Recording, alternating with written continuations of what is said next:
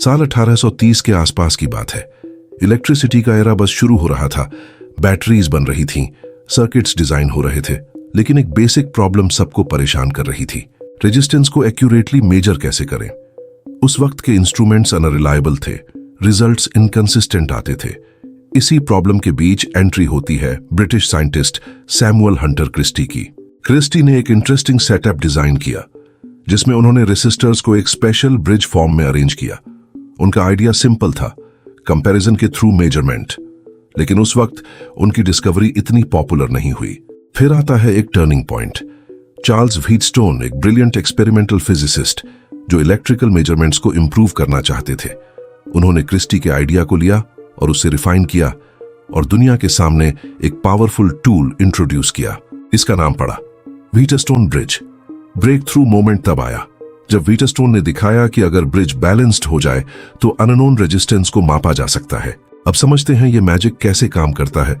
सोचो, एक square shape का सर्किट है जिसमें 4 रेसिस्टर्स लगे हुए हैं, 3 रेसिस्टेंसेस नोन है और एक अननोन। बीच में एक सेंसिटिव गैल्वेनोमीटर लगा होता है। अब करंट फ्लो होता है और गैल्वेनोमीटर डिफ्लेक्शन दिखाता है। लेकिन जैसे ही रेसिस्टर्स का रेशियो मैच हो जाता है, गैल्वेनोमीटर 0 शो करता है। यही है बैलेंस कंडीशन। इसका मतलब सर्किट के दोनों पार्ट्स परफेक्टली इक्वल बिहेव कर रहे हैं, जैसे एक वेइंग बैलेंस जिसमें दोनों साइड्स इक्वल हो जाती हैं। तो पॉइंटर सेंटर पर आ जाता है। व्हीटस्टोन ब्रिज भी वही करता है, लेकिन वेट की जगह रेजिस्टेंस कंपेयर करता है और इसी वजह से ये एक्सट्रीमली एक्यूरेट हो जाता है।